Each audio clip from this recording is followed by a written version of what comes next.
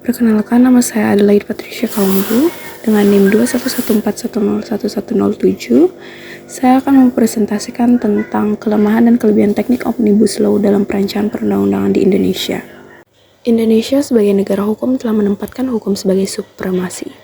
Pembangunan di bidang hukum merupakan hal yang sangat menentukan bagi terwujudnya cita-cita bangsa, terutama dalam memajukan kesejahteraan umum. Perancangan perundang-undangan merupakan bagian integral dari sistem hukum suatu negara.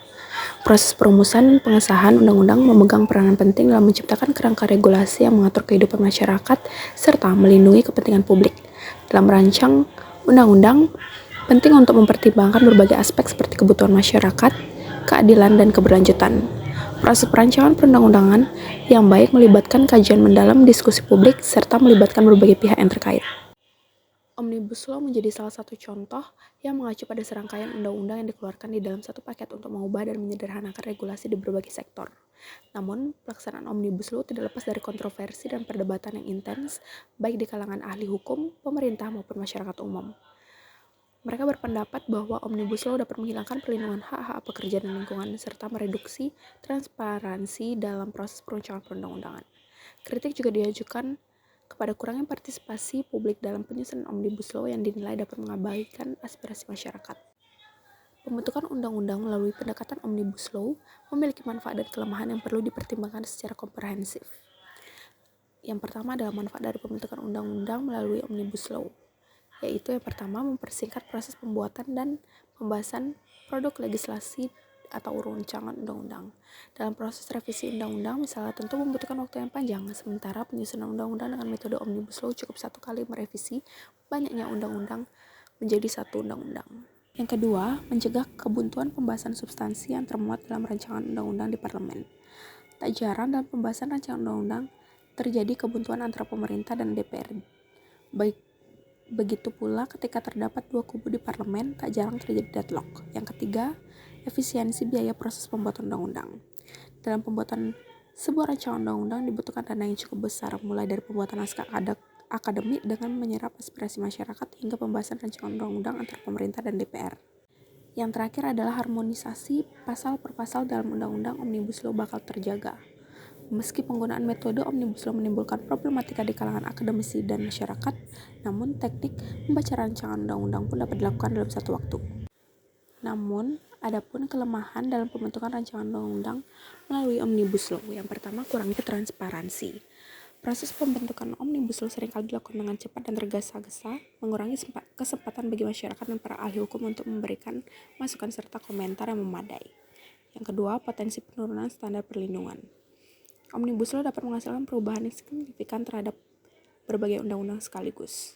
Hal ini menyebabkan penurunan standar perlindungan dalam beberapa bidang seperti hak tenaga kerja, lingkungan hidup, dan hak konsumen. Yang ketiga, kompleksitas dan kesulitan pemahaman. Omnibus Law seringkali melibatkan perubahan besar dalam berbagai undang-undang yang ada, yang dapat menyebabkan kompleksitas hukum yang sulit dipahami oleh masyarakat umum. Yang keempat adalah resiko penyalahgunaan kekuasaan. Proses pembentukan Omnibus Law dapat memberikan pemerintah kekuasaan yang besar untuk melakukan perubahan hukum yang luas dengan sedikit pembatasan. Ini meningkatkan risiko penyalahgunaan kekuasaan, pengabaian prinsip-prinsip demokrasi, serta dapat mengurangi kemandirian dan independensi lembaga-lembaga pengawas dan peradilan. Penerapan Omnibus Law yang sejatinya juga merupakan praktik transplantasi hukum di era global juga haruslah disesuaikan terlebih dahulu dengan kondisi dan karakter kenegaraan yang berdasarkan acuan sistem hukumnya masing-masing.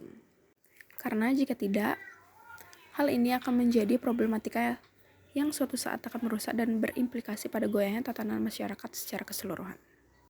Penerapan Omnibus Law di dalam Undang-Undang Cipta Kerja disorot karena dianggap dalam tahap pembentukannya dianggap tidak mengindahkan aspirasi dan partisipasi masyarakat sebagaimana yang diamanatkan pada pasal 96 Undang-Undang Nomor 12 Tahun 2011.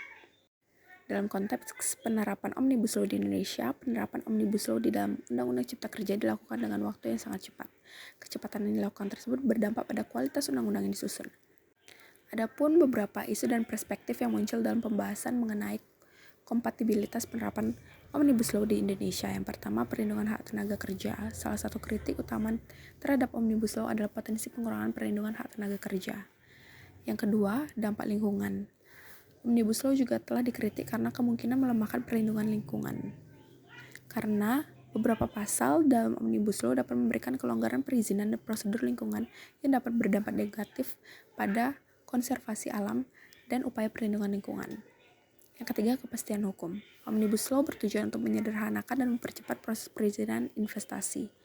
Namun, perubahan yang terlalu cepat dan kompleks dalam peraturan dapat mengganggu stabilitas hukum dan mengurangi kepastian hukum bagi investor. Yang keempat adalah kesejahteraan masyarakat.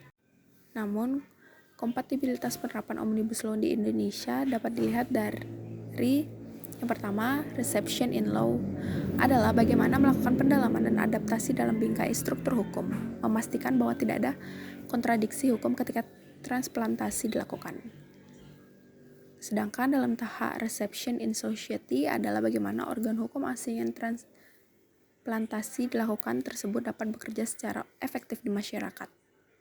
Penerapan Omnibus Law melalui Undang-Undang Cipta Kerja seharusnya tidak dapat dilakukan sebab ia bertolak belakang dari pedoman pembentukan peraturan perundang-undangan sebagaimana yang diatur di dalam ketentuan Undang-Undang Nomor 12 Tahun 2011 junto Undang-Undang Nomor 15 Tahun 2019.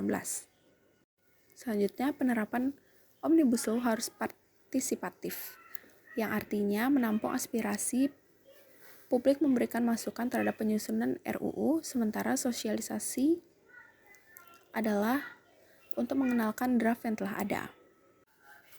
Kesimpulan, dalam penerapan Omnibus Law mendapat banyak pertanyaan dari berbagai kalangan di masyarakat. Hal itu dikarenakan bahwa konsep Omnibus Law tidak dikenal dalam sistem perundang-undangan nasional sebelumnya dan penerapan metode tersebut dipertanyakan apakah ia dapat dilaksanakan dengan sistem hukum Indonesia menganut sistem hukum yang berbeda.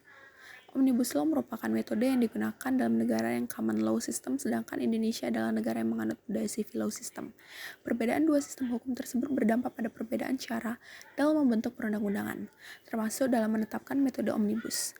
Apabila hendaknya menerapkan sistem omnibus, pada dasarnya perlu dilakukan sebuah transplantasi hukum yang meliputi reception in law dan reception in society. Perlu juga dilakukan partisipasi dan sosialisasi kepada masyarakat serta pengharmonisasian yang menyeluruh di dalam peraturan perundang-undangan yang meliputi undang-undang hingga perda, sehingga diharapkan penerapan perundang-undangan yang dihasilkan dengan metode Omnibus Law ini dapat dijalankan dengan maksimal tanpa adanya cacat substansi dan juga cacat prosedural.